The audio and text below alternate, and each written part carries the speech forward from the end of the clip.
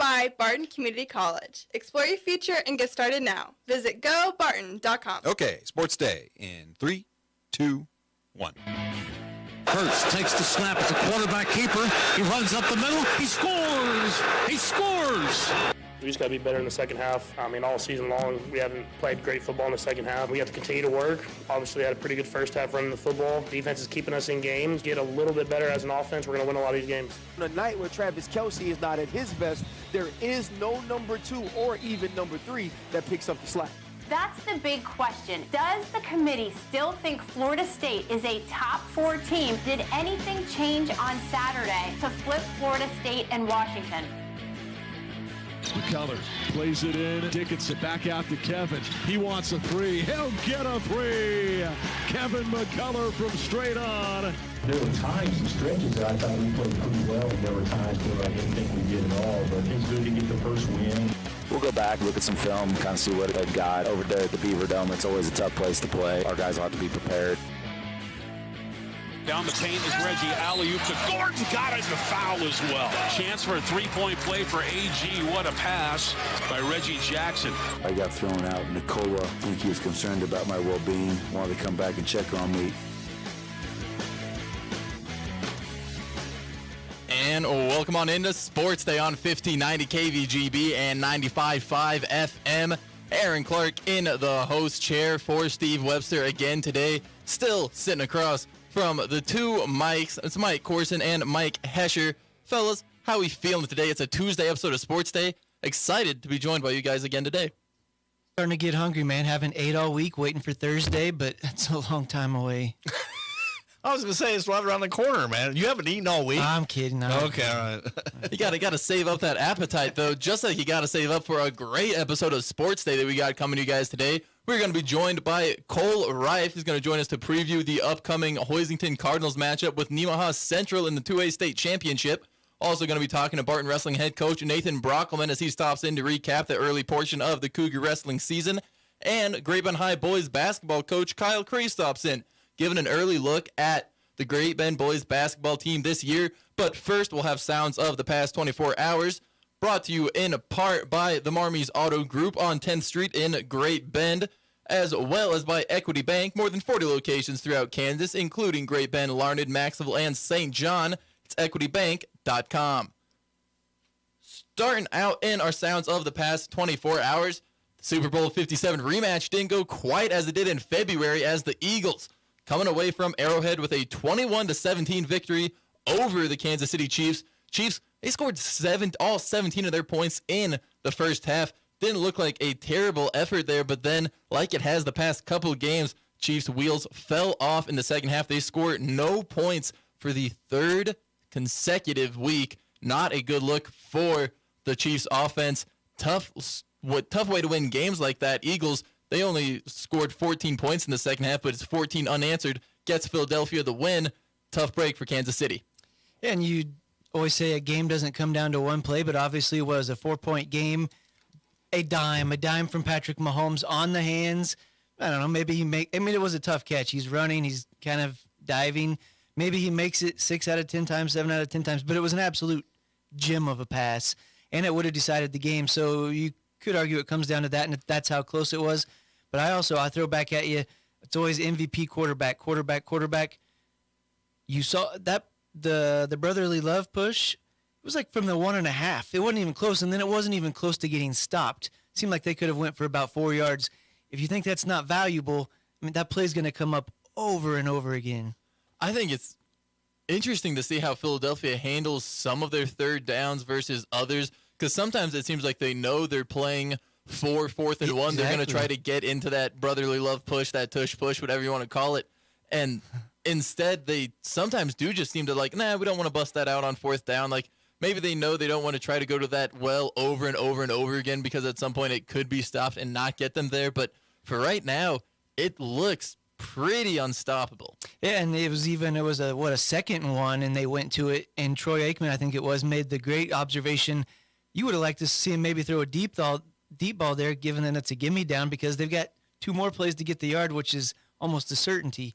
The one other thing I would throw, it was fun watching Pacheco run last night.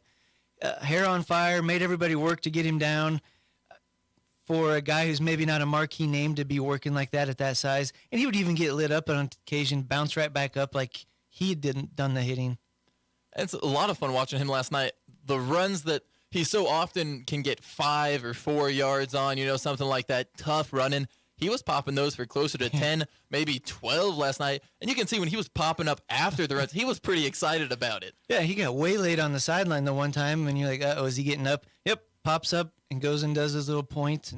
And he may have already endeared himself to Chiefs fans in terms of fighting through injuries. Last year, fought through a shoulder and hand injury en route to a Super Bowl victory for Kansas City. However, this year, Chiefs unable to repeat that matchup. And if you were watching on the Manning Cast, ESPN2, they had a pretty special guest for one, Mike Corson, as Caitlin Clark, Iowa guard, was on there. And she said she's had many illustrious awards in her career, but one Player of the Year, all that, but one stands above the rest. If you're from Iowa, everyone knows being sculpted out of butter is one of the top things. You go to the Iowa State Fair to see the butter sculpture. So when they asked me, I was like, obviously, yes, I would love for you to do that. She was made out of butter at the Iowa State Fair. They had it on the game last night, and that'd be pretty cool. Getting yourself sculpted out of butter at the Iowa State Fair. I mean, that's got to be a pretty electric experience for the young Iowan. No, I like weird things, and what a thing to be how old she is, 2021, sculpted out of butter for the state of Iowa to see. And then what do they do with it? Do people I'm going to butter my bread with this? Do they just set it under a lamp and watch it slowly melt as the season progresses? Well, I know we've had butter statues at the Kansas State Fair, and whenever you put your hands on the glass there, it's very cold. However, it's not – the ones at the Kansas State Fair have never been something cool like Caitlin Clark. It's always just a cow, which always seems like – yeah, I hope Kansas is taking notes. Well, I'm curious how many cows it took to make that butter cow, because probably not getting one cow to make all that milk for the butter. I think people make the sculptures. Oh, yeah, they probably do. The hooves want to be very, very succinct for crafting. You're right. Very smooth butter. We'll keep it moving right along in our sounds of the past 24 hours as you heard from Heather Dinich talking about whether or not the committee will replace Florida State with that 4th spot. Sounds like Miss Dinich doesn't necessarily think that because Florida State lost quarterback Jordan Travis to a gruesome leg injury that they'll replace him, because they don't like to project forward. They don't like to look ahead and make assumptions of what will happen. However, if they saw something on Saturday, like Washington beating what was a very tough Oregon State squad and doing it pretty convincingly down the stretch, whether that was enough to cement them supplanting Florida State from that 4th spot. However, even after Florida State lost, they still managed a 58 points in their victory. Going to be tough to knock the Seminoles out, but we'll see more of that tonight when the new college football selection show comes out at 6 on ESPN. Yeah, I heard the cut this morning. I thought that was more of her point, was that even after losing this guy, they scored 63 points, whatever it was, versus here's Washington, another close win, even though it was a quality opponent. I actually thought they might get beaten that game late, but they got a 4th down stop. But to me, the other issues are going to be, we got Ohio State, Michigan this week, so one of them's guaranteed a loss. I think Oregon and Washington are headed for a rematch in the Pac-12 title game. That was a close one. And Webby thinks I'm a Washington fan just because I drove by Alaska Airlines Field. No, they're fun to watch. It's a break from the Big Ten and the SEC. So my hopes would be you get rid of one of the Big Ten schools and Florida beats Florida State. Guess who's 5-6 right now? Washington, Oregon. Give me 2 Pac-12s in there, 2 wide open offenses. It would just be a different. You think 2? You think both of them have survived the Pac-12 championship game? What if Oregon wins close and then you have a split on the season decided by about 6 points? And everybody says Oregon is a top 4 team right now. And Washington beat them. At this point, it's looking like there's a lot of crazy things that could happen. But I think the winner of that Pac-12 championship game between Oregon and Washington gets in. I think there's a very real possibility that if Georgia and Alabama meet in the SEC championship game and Alabama beats Georgia, we see both of those SEC teams get in. And then we would have the winner of the Big Ten matchup between Michigan and Ohio State. That would fill the 4th. That would leave a 12-1 Texas team from the Big 12 if they do end up becoming Big 12 champions. That would leave them out. And even though they have that impressive win over Alabama, but I think that's the way it could shake out, both Alabama and Georgia getting in there with a Washington or an Oregon, and then whoever wins out of Ohio State and Michigan. the Big Ten might have the biggest argument there. You've got 2 top 4 teams. If they play that close in a rivalry game, how would you not credit them versus an Alabama that got beat by, Texas? So, it's a tough. I wouldn't want to be on the committee. And it might be easier when it goes up to 12 teams next year. It might not, because you're going to have this argument later down the ladder. But like they were saying on some other shows, you think you're going to get the Tulanes and the whatever's in there next year with 12 teams? No, you're just going to get 3 teams from the SEC, 4 from the Big Ten, 4 from the. And that's the crazy. We're so late in the process to still have this many teams running for that 4th spot or to try to make the playoffs. Really kind of makes you wish we had the 12-team playoff this year. However, we'll have to wait another year and hope the competition is as tight next year. And fortunately, our friends at Appalachian State upended James Madison, who was not even eligible for a bowl for whatever reason, the NCAA and all of its. No more controversy there, as James Madison did lose to App State, 9-1 for the Dukes. Moving it over to the hardwood in the college game, as the KU basketball team was able to start the Maui Invitational strong against Chaminade. Jayhawks able to get an 83-56 first-round victory. Hunter Dickinson led the Jayhawks in scoring. He had 31. However, Kevin McCullough becoming the first Jayhawk in program history with back-to-back triple-doubles. Got one in the win against Kentucky. Now pulls one off here in the opening round at the Maui Invitational against Chaminade. Pretty impressive for a storied basketball program. Yeah, and the same with the NBA. It used to be special to get the triple-double. I think with the style of play, you see more kind of the lax passing that the high tempo piles up in. The high tempo offense definitely contributes to some higher stat totals for sure. But then you heard the call from Brian Haney from Learfield on the KU game on a Hunter Dickinson dunk along with a Kevin McCullough three-pointer. Then you heard Bill Self talking about gotta feel good to get the first one. Maybe not the toughest opponent, but still good to get off on the right foot against Chaminade. KU, they'll be back up tonight. Definitely against a tougher opponent as they're taking on number 4 ranked Marquette in the second round of the Maui Invitational at 9:30. We'll have pregame coverage starting at 9 on Hits 106.9. Moving it right along in the sounds you heard from head coach of the Barton men's basketball team, Jeremy Combs.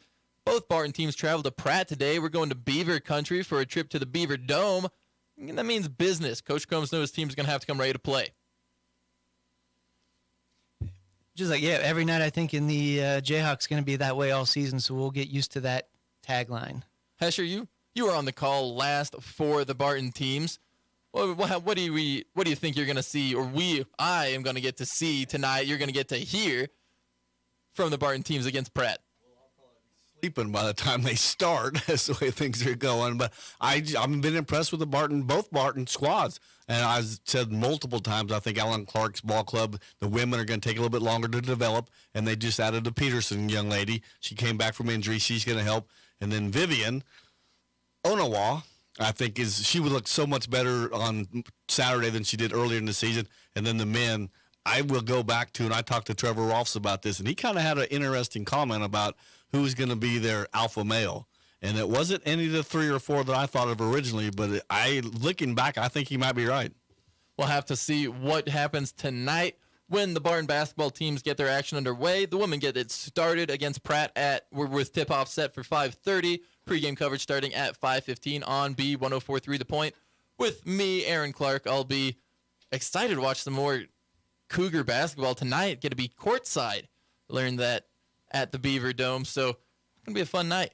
Moving along in the NBA last night, the Nuggets able to outlast the Pistons, as you heard the call on Altitude Sports Network. Aaron Gordon finishing an alley-oop pass with a layup while drawing a foul. Put the Nuggets up 105-103 before they beat the Pistons 107-103.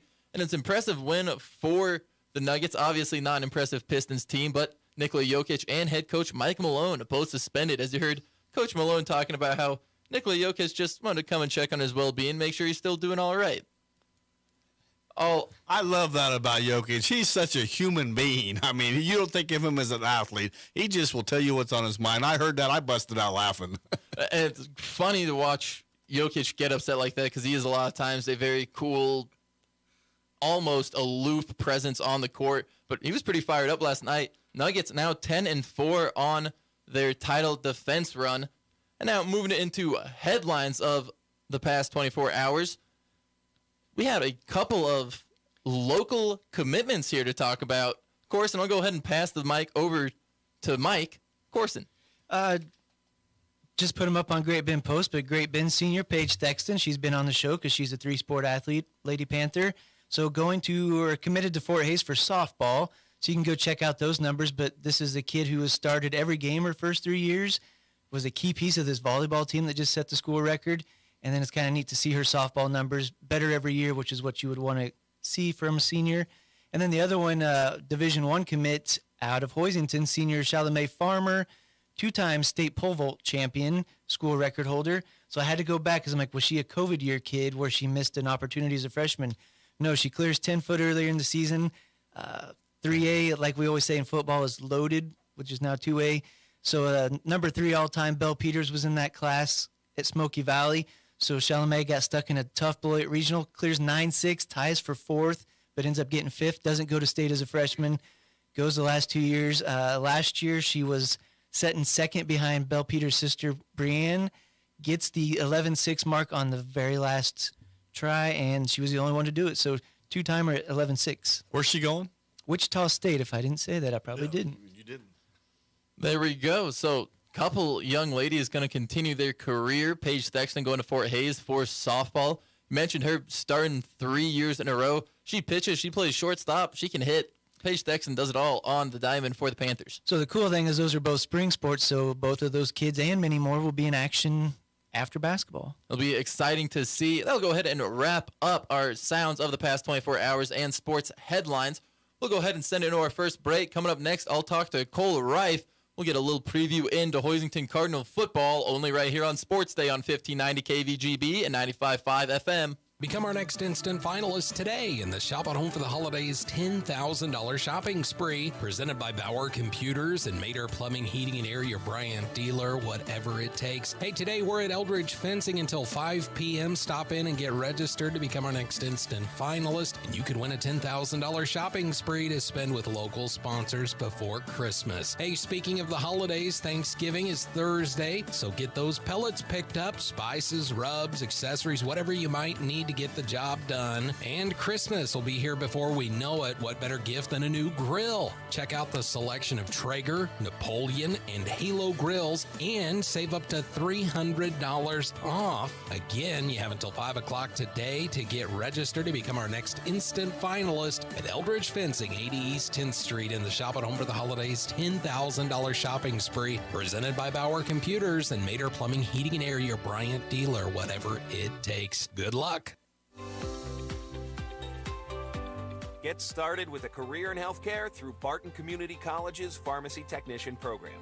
Gain the skills you need to assist pharmacists with the day-to-day demands of a pharmacy. Classes are 100% online and include real-world experiences at a pharmacy near you. Join this essential field in as little as 2 semesters with the flexibility of online classes. Now enrolling. Learn more at pharmtech.bartonccc.edu. Community bankers should actually know your community. Hi, I'm Zach Strite, commercial lender for Equity Bank. As someone who lives here, I know many of you, and I know what's important to you. I've been in the industry a long time, and I've helped many navigate through financial challenges and lead them to financial opportunities. I believe that people bank with people. I'd like to invite you to stop by one of our region's 5 locations and meet our friendly, helpful staff. Let us show you our commitment to serving you and our communities. At Equity Bank, we're right here beside you. Member FDIC.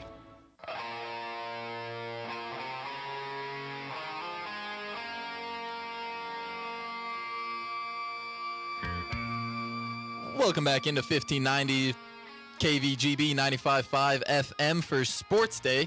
Aaron Clark here sitting down with Cole Reif. Would like to remind everyone that Sports Day is brought to you by the American Plains Co-op Fuel Bulk Department, your certified Cenex lubricant dealer in Great Bend, as well as by Equity Bank. No more ATM fees nationwide. Learn more at equitybank.com.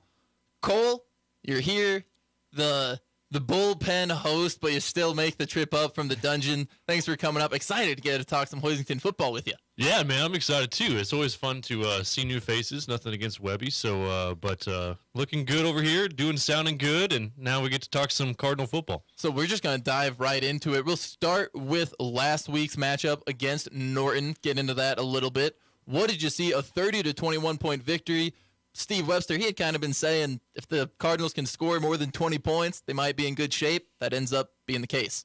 Yeah, I mean, starting out that ball game, it kind of had that eerie feeling of the 2019 matchup. I know there's a lot of talk about that and bringing up the past history of the playoffs, but Norton, that's just what they do. I mean, they have a good team that's not only physical but athletic, and they can, lessen the amount of possessions you have, so they kind of grind those games out. And we talked about some of their low-scoring affairs and what their ability is, and that's where their strength lies, is that front five. I mean, they play that 5-2 defense, and that can cause some problems, trying to get your rushing attack going. But, I think Hoisington, again, like first half, we saw against Phillipsburg in the first round of the playoffs. We saw against Beloit in the second round of the playoffs. Just not in rhythm, just not in sync. And I think once they figured things out, offensively came around. But, hey, Norton came back, and they responded offensively, too, in the second half. So you had a good shootout, and, a shootout compared to what we saw in the first half in that third quarter. But, yeah, I think the Cardinals just made a few more extra plays. Tony Moore put together, arguably his best game of his career this past Friday night. 174 yards rushing, threw it for 90 yards, had a couple touchdown passes. But just every time they needed a big run, he was there. And, in that first half, we saw some drops from the wide receivers. Maybe the throw is just a tad off. But, yeah, second half coming around. And, man, it was kind of nice to see a field goal go through the uprights and be in favor of Hoisington this year. So maybe a little karma coming back for Norton after they edged out the Cardinals in 2019 with the last-second field goal. It was kind of cool to see a field goal, not in the last seconds, but to seal a win. That was fun. Absolutely. Excited to see the Cardinals, who have a lot of players making plays for him around the field this year. How big has Jason Robinson been down the stretch for Hoisington this past couple weeks? Huge. Oh, I mean, he had those 3 interceptions against Cimarron to close out the regular season, and he's had at least 1 interception in every game of the playoffs. So that's 3. He's got 7 interceptions in the last 5 games. I mean, that's huge. I mean, he has 8 in his career, 8 on the season. I think he has 11 or 12 in his career. This is a guy that missed 5 games with a hip injury last year. So, even though he's a junior, he's still kind of playing, like you're still starting to emerge as a sophomore, so he's still young, relatively young in this, football program. So, man, having him come onto the scene the way he is defensively, he's turning into one of the more exciting players to watch. I mean, there's a lot of really good talent left. I mean, we can talk about, Nemaha Central and the talent they have, but, Jason Robinson, there's Tony Moore, there's Taryn Kraft, Caden Hoffman, but Jason Robinson is kind of putting himself right up there as far as those names that you need to know if you're a Hoisington fan. He's one that you don't want to put too much on a momentum in a football game. Obviously, it's not like a tangible thing that you can really tell, but it seems like any time the pendulum's kind of swinging the other way towards the other team's favor, he comes, grabs it, swings it right back for the Cardinals in just so many game-changing ways, whether it's a defensive turnover, whether it's an offensive play again into the end zone for the Cardinal offense, just can change the game in so many ways. Well, what was huge about that was because, he was out of time. So if, he gets tackled at midfield or at the 40, Hoisington blows their chance of scoring. So, he had to stay on his feet to score. If he would have got tackled maybe on the other side of the 50, they would have had, maybe one last chance. But, he has to return that for Hoisington to score before the end of the first half. So for him to recognize that, mission to get to the end zone, mission of end zone or bust was huge for him because he had to break out of a couple tackles and just kind of wiggle his way out of harm's way in the early going of that return. Then another guy had a really good angle on him, but he eventually outran him. So, yeah, that was a huge, huge play for Hoisington. You talk about a difference maker, but then also we talk about the interceptions. He had 9 tackles in that game. So you're leading the team in tackles. I think in the playoffs, he has over 30 tackles in the 4 games so far. And for a secondary player, that's really, really big. So, yeah, Jason Robinson is picking a great time to make a big splash. And so we'll turn our attention a little more toward Nemaha Central now. What do you know about the Thunder? They're going to be a tough out. They're coming off of a 2A state championship last year. They're going to be looking to defend. But Hoisington, if they keep playing the way they've been playing, they're going to stand a chance against anyone. Yeah, I mean, I think so. I mean, you get to this point, you're 12-0, you feel pretty confident about yourselves. But obviously, Nemaha Central, they've won 25 straight games. They have one of the longest winning streaks in the state now after Annandale went down in the regular season this year. Defending state champs for a reason. They brought back 4 of their 5 offensive linemen from that state championship team. Now, they replaced some of their skill players. They had a pretty big senior class. But when you start bringing back 4 or 5 O-linemen on a state championship team, that's really big. And Holden Bass, he's received a lot of the preseason recognition, and rightfully so.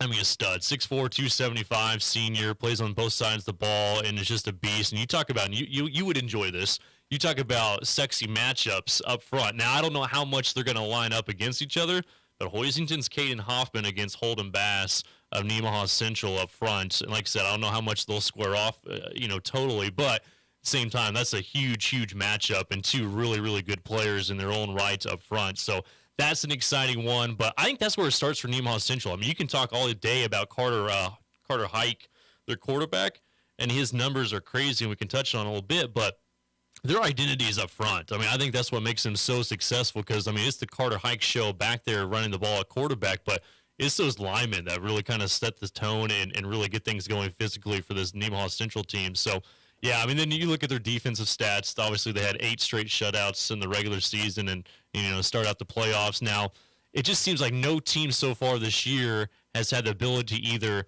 score to keep up with Nemaha Central or to slow them down. So, like, Sabetha holds them to 17 points last week, pretty good, but then they're held to 7 points on their own. So, Osage City scored points, but they also gave up 50-plus points to Nemaha Central. So, yeah, I mean, for a Nemaha Central team that's only giving up less than 5 points per game, less than, it's impressive stats. So it'll be fun, though. I mean, I think Hoisington has a dynamic enough offense.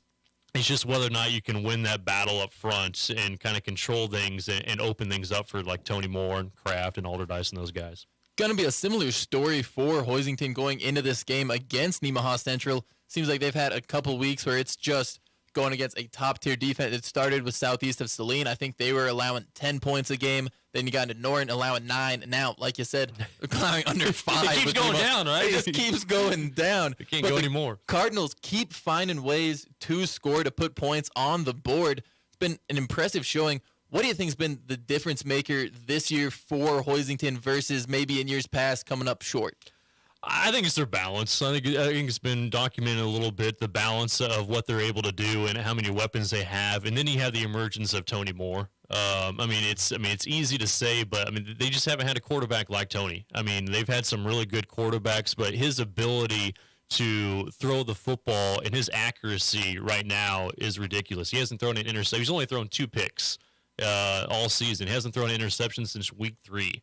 So, and he's starting to throw it a little bit more. Ended up throwing it, close to 16 times this past Friday night. So that was a season high, a career high for Tony. Rushed the ball 18 times, also career high. So now these last 2 weeks, we're starting to see Tony Moore just be able to go do Tony plays, and which you haven't needed all season. That's been a difference maker. I thought it caught Southeast completely off guard because they had never seen any. I mean, you could have scouted the previous 9 games and never seen anything like that. Norton obviously saw it in the Southeast tape, but still that ability for Tony and what he's able to do is a huge difference. But then again, like, you can't completely key in on the guy because, I mean, Taryn Kraft is having a sensational run in the playoffs right now. Alderdice is picking up some tough yardage. Those are the 3 guys they relied on heavily just rushing the ball, but, guys like Jason Robinson and the rest of it, and Taylor Morales hasn't had postseason carries yet, but, those guys are capable too. So I think that balance, and then, okay, you're going to shut down, you're going to put 8 guys in the box, 9 guys in the box. Tony can stretch things out, get out and roll out of the pocket and throw it downfield. So kind of going back to last week, but also going to potentially play a factor in this week. Hoisington working down a starting offensive lineman. What do you think we see this week against Nemaha Central? Is that going to play a factor with a team like Hoisington who likes to run the ball? It's such a big part, having up front be sturdy and offensive line. They kind of need that continuity, especially late in the season. What are you expecting to see from the trenches for Hoisington? Yeah, I was really concerned because like Roman Hauser's a stud. I mean, and then getting to watch him live this past Friday night for Norton, just his ability on both sides of the ball. But defensively, he gets after it, and there's not too many people who are going to match up with 6'4", 235 athletic defensive end. So I mean, that was a really, really tough matchup. But I thought Brady Rife, man, I mean, you talk about getting thrown into the fire. I mean, before halftime of the week before against Southeast, against an aggressive, skill player-led Southeast team and holding his own, and then going up against a really physical Norton team. Brady Rife, who's somewhere between $160, $170 at best. Man, he did a really, really good job. So, I mean, you talk about a guy that's just going to fight his tail off. I mean, Brady Rife's that guy. So, I thought he held his own. I mean, they're going to need that again. It's a really good, experienced and physical line up front. Holden Bass, Abe Hilberts, Josh Gonzalez. They're going to get it after it on that defensive line. They've done a lot of 3-4 looks, but I imagine they're going to probably have some different fronts against Hoisington's offense. But I think if Rife can hold his own, and they'll get some tight end help with Gage Britt, so that's always just kind of assisting on that side of the offensive line. But I think there's ways around it. There's ways of trying to avoid certain guys like Holden Bass. But I think Rife has kind of been thrown in the fire, and we saw Caden Hoffman really kind of help him out before the game started on Friday night. During their warm-ups, Hoffman was trying to kind of go through so many types of advice he could give Brady, and apparently it worked out pretty well. Must have. Hoisington defense throughout the season has been very good. In the playoffs, they've been pushed a little bit. That's to be expected. You get to the postseason, the offenses start getting a touch better. What are you expecting to see from the Cardinals defense against this Nemaha Central team? Yeah, I think you look at the postseason, what they've given up so far. They've given up some passing yards. In the last 2 weeks, Daniel Kerr, obviously a great quarterback. Had just under 400 yards passing. Eli Jones, another elite quarterback in the state of Kansas, just a junior. He's going to be sensational next year. He had close to 250 against Hoisington. So they've given up some passing yards, but I really think Hoisington has kind of forced the team's hand a little bit and throwing the ball. Okay, hey, if you're going to beat us, you're going to have to go over the top, and we'll tip your hat to you, if you're able to do that. So I think, even though they are giving up passing yards, it's because they're forcing teams to pass the ball so much. Like, they've eliminated the ground game for the most part through these last couple of weeks. Like, they've really stopped that. So, when a quarterback's going to throw it 30, 32 times, you're probably going to give up some yardage.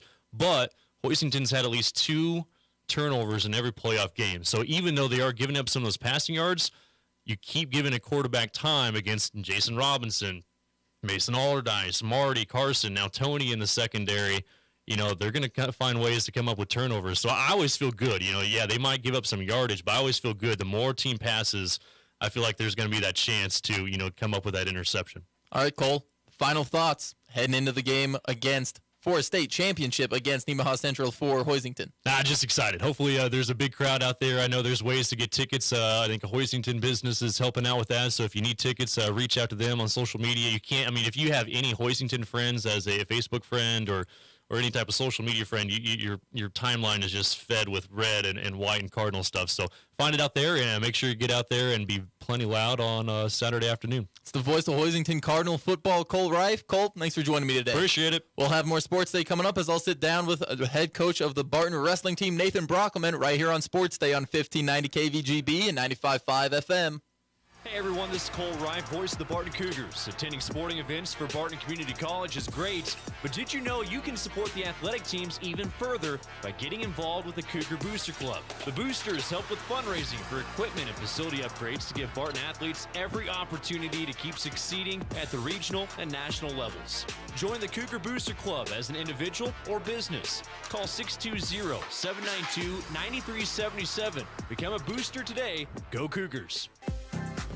Venture Corporation is a homegrown company with almost 50 years of experience in asphalt, paving, and construction, and they need equipment operators, mechanics, and CDL drivers. Venture offers many benefits, including 401k and Blue Cross Blue Shield health insurance. Call Leslie for all the details. Work for a family-owned and family-oriented company that is here today and will be here in the future. Venture Corporation, South Highway 281, Great Bend, is an equal opportunity employer. Central and Western Kansas residents, are you looking for a new vehicle? Marmy Auto Group can make it happen. Marmy Auto Group includes Ford, Chrysler, Dodge, Jeep and Ram, Chevrolet, and GMC. Marmy Auto Group, your central and western Kansas dealer, has new and pre-owned vehicles, or we can special order your vehicle today. If your existing vehicle needs serviced, Marmy's award-winning service department can help. Come to Marmy Auto Group on 10th or marmys.net. Marmys, make it happen.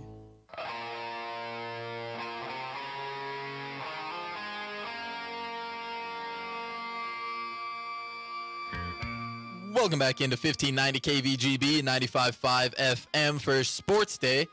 Aaron Clark here, hosting on today's episode. I'd like to remind everyone that Sports Day is brought to you in part by Equity Bank. We're right here beside you, equitybank.com, as well as by Advanced Therapy and Sports Medicine. Get your life back. Now joined in studio by head coach of the Barton Wrestling Program, Nathan Brockman. Coach, thanks for joining me today. I appreciate you guys having me, as always. It's going to be excited to talk about some Barton wrestling. We're going to take a wide look at what you guys have done before Thanksgiving break here this year, starting with your most recent trip up to the Nebraska Kearney for the Ewens Hospitality Open. Tell me a little bit about what you saw from your squad there and maybe some of the things you learned about your team. It was a little bit of a struggle up there at Kearney, but it's a huge tournament. I think every single bracket was 55, 60 kids in each bracket. So we had a lot of kids up there wrestling, and we had some bright spots, and we also had some things not go too well, and some of it was a little bit matchup based. I mean, in the opens you kind of just get thrown in there, and some of our guys were wrestling some D2 guys first round who might not necessarily be the starter at that Division II program, but they're Division II because that's just where they're sitting right now. So it's hard to understate the difference in development between maybe a freshman in college, wherever they are, whether they're at Barton or Division II, and even just a junior or a senior at that Division II program. If they're wrestling one of our fellows who's an underclassman, who knows how much development can go into being in that senior wrestling program for that length of time. Yeah, it's definitely hard to judge that, which I don't think we had any juniors and seniors this week. We had an amateur division this week, so we were at least against freshmen, sophomores. But yeah, it was definitely humbling a little bit for some of our kids. We did have some pretty bright spots with our heavyweight. He had a good weekend wrestling, going 3-2, and beating some quality kids who had beat some kids that I know of that are in the area. So that was big for our heavyweight, and just working on getting better every day. So in wrestling, it's kind of an interesting sport with basketball, football, those kind of things. You go out, you play a game, and you lose. You have about a week to get over that loss, to kind of regroup. In a wrestling tournament, you lose, you're going to be back up in an hour and a half, depending on the amount of time between matches. How do you make sure your wrestlers can keep their heads up and move on from maybe a tough match onto the next one and stay trying to compete? Just constantly trying to build up the the good things that they did, or starting to focus in on the next match. And then, you need to go watch this match because here's going to be your next opponent, whether it's the winner or loser of that match. And just constantly trying to build them up and trying to help them forget about it. You obviously want to learn from those losses, but you're right. You can't just sit there and dwell on it, or it's going to affect you the rest of the day potentially. So looking at a couple of your other wrestlers, we're going to key in on some of the local talent that we have from around here, starting with a former Great Bend kid, Avery Wolf. What have you seen from Avery here in the pre-Thanksgiving portion of the Barton wrestling season? Avery started off pretty well. Unfortunately, he got a little injury at Baker that carried into Grandview, and he wasn't able to wrestle in the duel or Kearney this last weekend. But I think he's 6-4 on the year to start the year, I believe, and he's definitely had big growth from where he was a year ago. And then another wrestler that I got to follow at the state wrestling tournament last year, Drew Yacht from Hoisington. Still, what have you seen from Mr. Yacht in the young season? Kind of same thing. His first two tournaments, he came out real well, wrestled tough.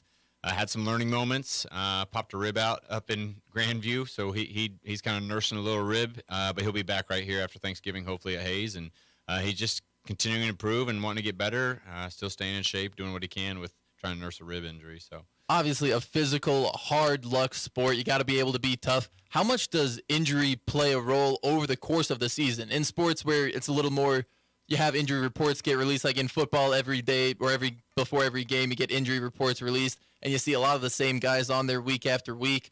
In wrestling, how much does being able to stay healthy over the course of a season play into overall success?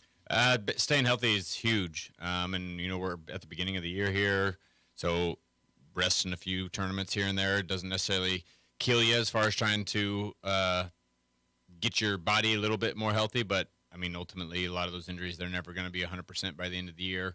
And, a little bit, like you said, at the end of the year, a lot of it comes down to who is just more healthy physically. They might not necessarily be the better wrestler, but if their physical health and not banged up or injuries, they're going to have a little bit of advantage going into a match. And so now looking at what you're going to be doing over this Thanksgiving break, your team is off now until the Bob Smith Open on December 3rd. What is going to be the mindset of Barton Wrestling over Thanksgiving, over the holiday break? What is going to be the goal for your wrestling team? A lot of it, honestly, just a little bit of team bonding and correcting some mistakes. Monday we had a little swim workout, and today we had a full normal practice. And yesterday, even though it rained a little bit, we're out hanging Christmas lights around town, and that's what we're doing again today. And tomorrow we're actually going to end going into Thanksgiving with a spike ball tournament and send them on their way till they get back to campus on Sunday. When they get back on Sunday, we'll kind of start refocusing on Bob Smith and, obviously trying to stay active and keeping their weight manageable. We don't want anyone blowing up here over this next couple of days. And, they'll be encouraged to find a workout, obviously, when they go back home. And so I believe at the high school ranks, is there a time where the weight class gets loosened on the restrictions on the weight class? Does that happen in college or no? Yeah, no, not in college. In high school, after Christmas, they usually get a 2-pound growth allowance, but in college, it's always the weight class that it says. Obviously, unless there's a consecutive day where someone's dueling the night before, you still get usually a pound for that. But, no growth allowance in college. And now, going back to one of your comments, team putting up Christmas lights. Can you talk a little bit more about that and a little bit about that experience so far in the community? Yeah, we're just been in the community the last 2 days. We'll be back out here this afternoon and a couple when we come back from Thanksgiving. And, we're just out putting up Christmas lights and raking some leaves for anyone that's asking. And it's just donation-based. It's whatever you feel suits you for us to come get some lights put up, spread some Christmas cheer, and, just let them work together and figure some things out together as well. Well, I've heard from some wonderful folks over at the rec center that you guys pretty good at putting out mulch. I imagine you do some great job putting up lights as well. Excited to see what you guys have in store post-Thanksgiving. So what are your final thoughts on this early season, and what are you hoping to see from your team? It's a long season after Thanksgiving. What are your hopes for the rest of the year? Right here between Thanksgiving and Christmas, we got 2 tournaments and a dual tournament. I'd like to see, obviously, still some improvement and hopefully get a couple dual wins. We are 0-2 on the year on duels, which losing to number 14 and 15 teams in the NJCA isn't necessarily anything to hang your hat about. But hopefully we can pick up a couple wins there and, just keep improving. I've been very pleased and happy with how they've been performing, just because you never know with freshmen coming in how they're going to perform at the collegiate level, because it is a different physicality and different mindset and different things like that. And they all seem to be enjoying it and having a good time, and hopefully we can keep it that way. That is head coach of the Barton wrestling team, Nathan Brockelman. Coach, thanks for joining me this afternoon. I appreciate it. Thank you. We'll have more Sports Day coming up right after this. From the Mayo Money Management Studios, 1590 KVGB, Great Bend, and 95.5 FM K238CK, Hoisington.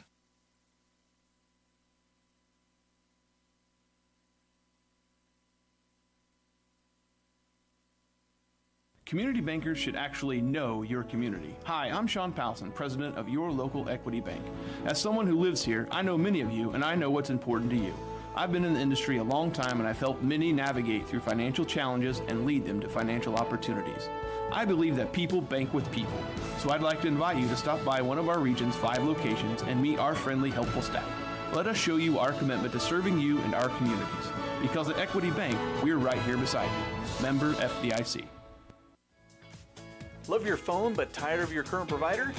Bring your device to Next Tech Wireless and experience wireless built by Kansans for Kansans. For a limited time, get 4 lines with unlimited data for $100. Have questions? Call or text our local customer care team at 877-621-2600. Next Tech Wireless. Home on the range. If you need physical therapy, consider Advanced Therapy in Great Bend and Progressive Therapy in Larned and Hayes.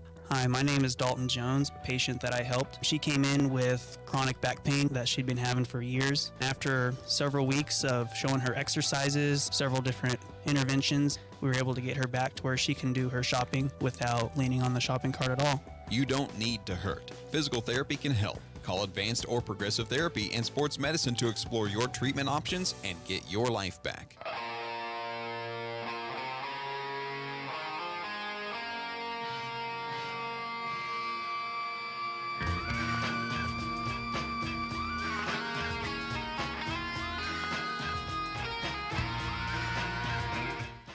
Welcome back into Sports Day here on 1590 KVGB and 95.5 FM. Aaron Clark sitting down with the head coach of the Great Bend High Panther basketball team, Coach Kyle Cree. Thanks for sitting down with me today, Coach. Oh, yeah, no problem. Thanks for having me in here. So before we get into the basketball side of things, this is also your first year coaching football for Great Bend High. However, you do have some experience coaching football before this, few schools. Why don't you go ahead and tell us a little bit about the football side of Coach Cree? Yeah, I mean, football, honestly, football and baseball were probably my love long before basketball ever was. So I think that's kind of interesting because a lot of people don't know that. And Coach Beck, he's kind of reached out to me in past seasons and stuff like that. And finally, they suckered me into coaching football, which I'm definitely happy that I did. It was a fun season to get to see. Today, we're going to go ahead and focus on your position group. You were in charge of the wide receivers, a dynamic cast of players. You had 4 guys for most in the season. They're late in the season. A 5th one kind of trickled in. Want to start with a couple of the senior leaders of that group, Maddox Spray and Colton Brock. I'm going to throw him. Or did you get a coach, Colton? Oh, yeah. Okay, yeah, we had Colton. I kind of assumed with all of his wide receiver roles, he got to spend a lot of time with you. But Maddox Spray, Colton Brock, 2 seniors. They've been in the program a while. Tell me a little bit about what they meant to Great Bend football in the wide receiver room. Yeah, I mean, just a great group of guys. You talk about those 5 or 6 guys, but we had a great group all together. All those wide receivers. It was fun to coach them, but also it was kind of enjoyable for me to kind of learn from some of those guys. We talk about Colton and Maddox and Ian and Jake and all those guys. It was kind of cool to let them kind of teach me the offense. I've obviously coached in some other offenses that are very similar, but when you talk about like terminology and some of the schemes and some of the things that Coach Beck wants, it was kind of cool to let those guys kind of teach me some of those things early on. And a nice part for you, a lot of those wide receivers also going to be playing for you on the hardwood this winter. Go ahead and pivot towards the basketball now. So returning a squad this year that you lost 5 seniors last year, going to be hard to replace some of those players, but a lot of young talent on this roster as well.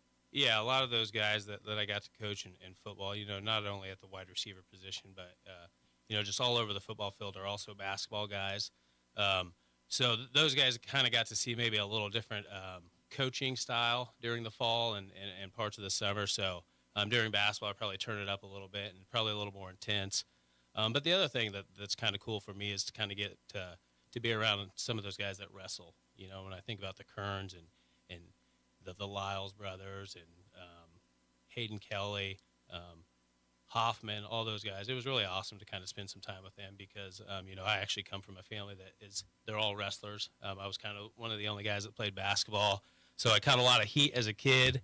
But it's cool because I kind of understand what they're going through, and to actually spend a lot of quality time with them on the field in the locker room and stuff like that was definitely cool. This is just a show of revelations for the Great Bend faithful. Not only are you a basketball or a football, baseball guy first originally, but also got some wrestling roots there, and now at the helm of Great Bend basketball. Yeah, but I think some of the things that that I learned from wrestling and being around wrestling, some of that stuff translates to basketball and, maybe translates to my coaching style and some of the toughness that we want on the basketball court. I think some of that stuff from wrestling kind of translates over. And that's something I was wanting to ask about. How do you think the skills on the football field translate over to the basketball court?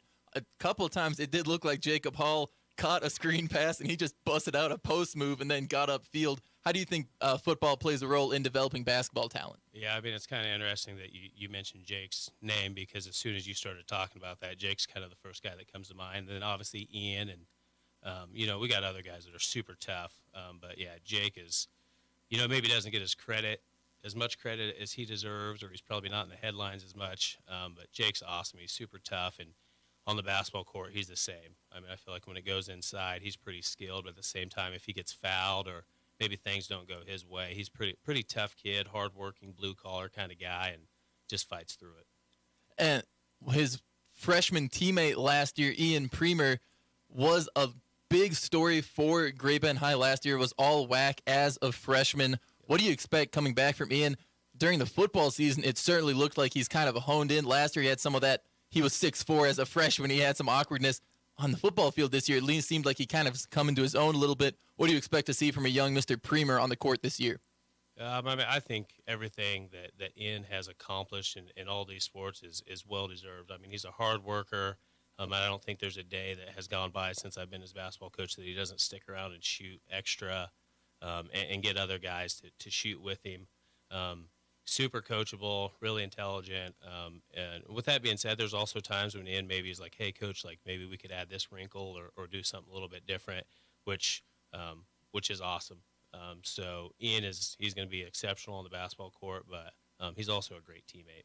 And so before we start looking at some of the upperclassmen you have on the roster, one freshman I've heard a little bit about, we saw him kind of pop at the end of football season, Cooper Omott. What can you tell me about young Mr. Omott on the basketball court? Yeah, I mean, I think Cooper and Ian are very similar when it comes to like their mental approach to athletics. They're very like detail oriented.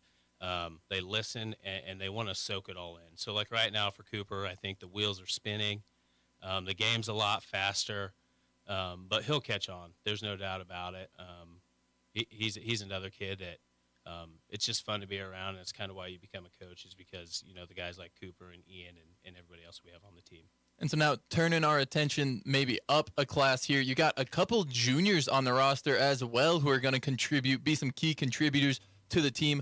A guy like Ben Nicholson last year, he was able to get on the court. We saw him have some long-range potential, and for a guy who's a long, lanky kind of guy, being able to shoot from outside the perimeter, that's a big boon for your team. Yeah, no doubt about it. I think Ben has definitely came a long way since his freshman year, not only on the court but off the court. But he's made tremendous strides this summer. When we look at basketball in transition, he's really good. He can finish, you know, at the rim in transition really well. And like you said, shooting wise, he's been shooting lights out. He's another guy that wants to be good. I know he looks up to his brother Drew quite a bit, and he's got a really good role model in Drew. So I'm excited to see what Ben can do. And now one of his classmates, Isaiah Reed. I just loved the tenacity Reed played with last year. Whenever you put him in, it seemed like he was always hustling, working on defense, and he's pretty entertaining to watch in the student section at some of those volleyball games as well. Yeah. What can you tell me about Isaiah? Yeah, no doubt about that. I mean, I think you used the perfect word to describe Zay. He does kind of the things that maybe other kids don't want to do, and he's kind of got that old school mentality. He's willing to take a charge, dive on the floor, set screens, and just really do whatever it takes to win. I don't know that he really cares about his points or his stat line. He just wants to win, and he's been awesome. You know, as soon as I came in here the summer before his freshman year, I think Isaiah has been to everything that we've offered as far as basketball workouts in the weight room, summer stuff. So I'm excited for Zay, and he's a likable guy. I mean, it's hard not to love Isaiah, whether you're a coach, a parent, or one of his peers. This is Aaron Clark sitting down with head coach of the Great Bend basketball team, Kyle Cree. And now, Coach, obviously we're glossing over some players in each of these classes. We'll get to talk about them plenty over the course of the year, but we are going to try to hit on all three. You have three returning seniors here this year. Starting off here with Maddox Spray. You're coming off of coaching him in the football season. What are you expecting from Maddox? What do you hope to see from Mr. Spray this year? Yeah, I mean, I think Maddox, we've actually added a fourth, Carson Kern. He played as a freshman, so he's back with us. Carson's kind of went through a couple injuries and stuff like that and was super excited to play this year. So we're going to give Carson a shot, and I think he can definitely help us. But then when we think about Maddox, I mean, he's a basketball guy. He's always in the gym. He's almost harder on himself than anybody else, which is good to see. I think this year he's going to have to step up as far as leadership. He's got about, you know, maybe one of the best, like, one or two pull-up jumpers that I've ever seen at the high school level. And he can score. I mean, there's no doubt about it. And then it seems like defensively this year, it seems like he's kind of figured it out a little bit. So I'm excited to see what Maddox can do. Having him be able to step up on defense after losing a guy like Braylon Council, who last year really seemed like a guy who could put the clamps on those perimeter scores of other teams. Having Maddox be able to step up in that role will be great for the Panthers. Yep. Another guy that we got to see some of last year, Parker Dix. He's a guard for you guys. Showed a little bit of touch, being able to shoot out there and be a playmaker. What have you seen from Parker this year? Yeah, I mean, he's similar to Maddox. I mean, he's always in the gym. He wants to be, shooting every day. Really good shooter, very focused, does a great job in the classroom, and it's just good to have a guy like Parker on the team that you can depend on. You know what Parker's going to bring every day. Not going to have any behavior issues or any concerns like that. So Parker's awesome. Sometimes he'll play points, sometimes he'll play the two, but he's an ultimate team guy too. And he's another guy that's kind of worked on his game to try to be able to do things besides just be a spot-up shooter. So I think it'll be fun for everybody to come out and watch Parker and kind of see how much he's grown. And so now rounding out the roster, rounding out the senior class, young Mr. Carter Combs. He's a guard for you guys. Last year was kind of initiator for your offense. What is the expectation for Carter in this upcoming season? I think we want the ball in Carter's hands in transition and stuff like that, and let him push the ball up the court and kind of get us in our offenses, whether it's like a set play or in transition or one of our motion offenses. I think Carter's been awesome to start this year as far as energy and just his mindset. It seems like Carter's in the right spot, and I'm excited to see kind of a breakout season for us. I know he was exceptional when he was at Chanute, and the past couple of years he's been trying to kind of prove himself, and I think this year he doesn't really have anything to prove, at least to our team. So I think Carter's going to have a breakout season. All right, Coach. It's obviously early in the season, not even Thanksgiving yet, but what have you seen from the basketball team in general this year? I think energy level has been through the roof. I think our guys they're having fun. I think our coaches are having fun. So I think as far as just as a unit, I think we're more together, and I think we're gonna do big things this year. That is the head coach of the Great Bend High basketball men's team, Kyle Cree. Coach, thanks for joining me today. Yep, thanks for having me. We'll have more Sports Day coming up right after this. When it comes to car maintenance, it's good to know a local guy that can get things done. The Eller family has been in the auto repair business in Great Bend forever. Greg Eller continues that long tradition of helping people. Eller Automotive Repair specializes in wheel alignments, oil changes, and general maintenance for all makes and models of cars and small trucks. Open 8 to 5 Monday through Thursday, 8 to 4 Fridays. Eller Automotive Repair at 915 Morton, right behind Great Bend Appliance, Furniture, and Sleep Source, 10th and Morton. Get started with a career in healthcare through Barton Community College's Pharmacy Technician program. Gain the skills you need to assist pharmacists with the day-to-day demands of a pharmacy. Classes are 100% online and include real-world experiences at a pharmacy near you. Join this essential field in as little as 2 semesters with the flexibility of online classes. Now enrolling. Learn more at pharmtech.bartoncccc.edu. Extend the life of your equipment with Cenex Premium Greases. Engineered with quality-based oils and well-balanced formulas to protect equipment in a wide range of temperatures and tough conditions. The Cenex line of grease products offer excellent rust protection, water resistance, and anti-wear properties to extend equipment life. Cenex Grease delivers the dependability you need to keep your operation running like a well-oiled machine. Contact American Plains Co-op Fuel Department in Great Bend, your certified Cenex distributor, today.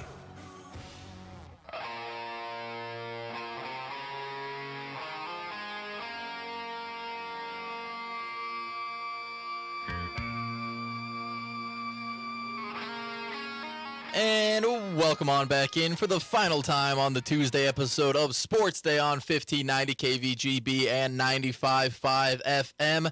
Aaron Clark wrapping up the show, and it was a good one today. Got to talk to Cole Reif about the Hoisington Cardinals' upcoming matchup with Nemaha Central. Going to be excited to see what Hoisington can do on Saturday from Salina's District Stadium outside of Salina Central. Then head coach of the Barton Wrestling team, Nathan Brockelman, came in, told us a little bit about what the Cougar wrestling team has been up to both on the mat and off the mat. As if you need some Christmas lights put up, you can hit up the Barton wrestling team. They've got some terrific young men there to help you put up those Christmas lights just in time for Thanksgiving. And then wrapping it up, got to hear from head coach of the boys basketball team at Great Bend High, Kyle Cree. Gave me a little bit of insight on how coaching of football played into also coaching the basketball team this year. I got to tell you, there's a lot of crossover between those football wide receivers and the basketball team this year. You figure you got Maddox Spray, Ian Premer, Jacob Hall, a freshman like Cooper Omots might be playing a big role in that Panther basketball team. He's certainly got the athleticism to do so, but I'll be excited to see it when it all starts on December 1st. That's when Junction City comes to town to begin the Great Bend Panther basketball season. So I'll be all over on your home for Great Bend Panther Sports, B1043 The Point. But we'll have more Sports Day right here tomorrow, wrapping up today's basketball matchup between the Cougars and Pratt. That'll be coming up. Tune in tomorrow for Sports Day on 1590 KVGB and 95.5 FM.